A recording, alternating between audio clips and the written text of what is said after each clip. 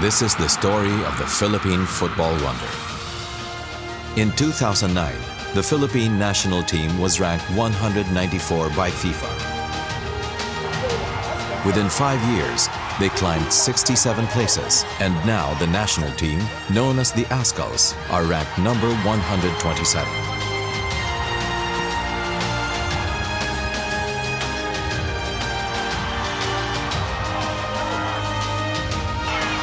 For the first time, they became number 1 in Southeast Asia.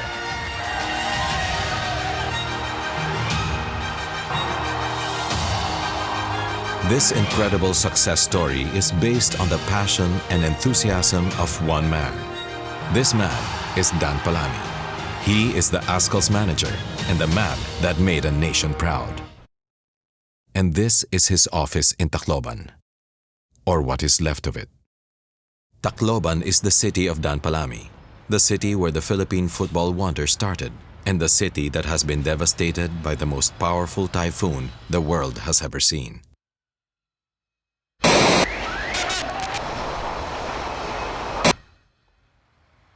On the day of Typhoon Haiyan, my staff, the carpenter, and 3 of his kids plus his wife were here in this office.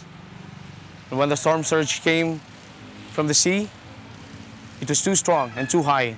They started climbing on the roof, but the walls crumbled, and they were left hanging on the electric wires, with the kids trying to hold on desperately, but the water was too strong, and 2 of the kids and the mother of the kids were swept away. Dan Palami founded the Azkals in this stadium. Through his initiative and the rise of the Azkals, football fever caught Tacloban. A new generation of enthusiastic footballers was born. Some players became idols.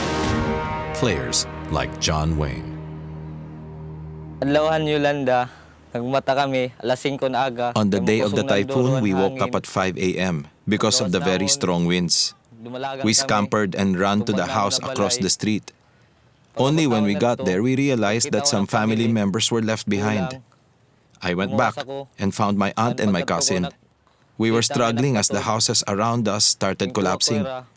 Then the waves suddenly came, and the water was rising fast. Tapos pagkada namong karsada, mataas na ang tubig.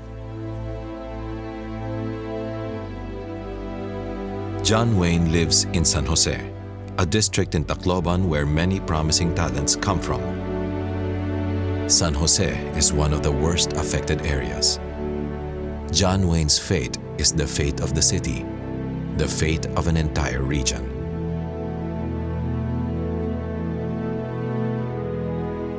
Almost everybody lost their homes, their relatives, or their loved ones.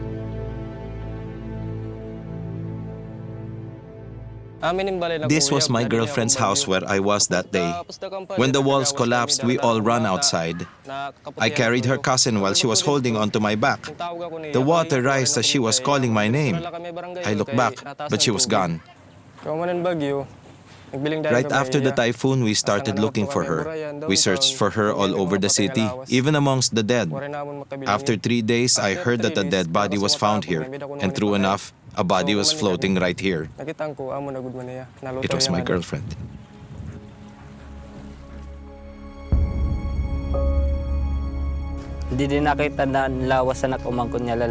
This is where we found my nephew's body.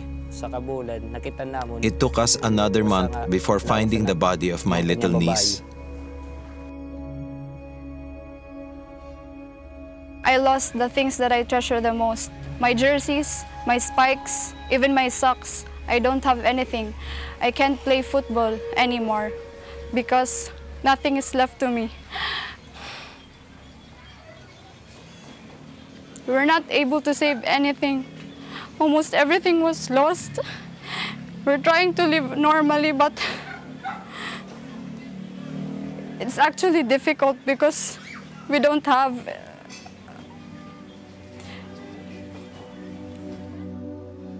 It takes time to clean up and bring life back. 14 million people were affected by the typhoon. 1 million homes were lost. Millions lost their jobs and have no income anymore. The United Nations Development Program is here to help people restore their livelihoods. UNDP started employing thousands of people to clear debris. This gives people much-needed cash and hope. Through Cash for Work projects, 55% of the debris has already been cleared. Among the UNDP workers are many football players. All the football fields are destroyed. But football starts its way back into the streets and any places these resilient people can find.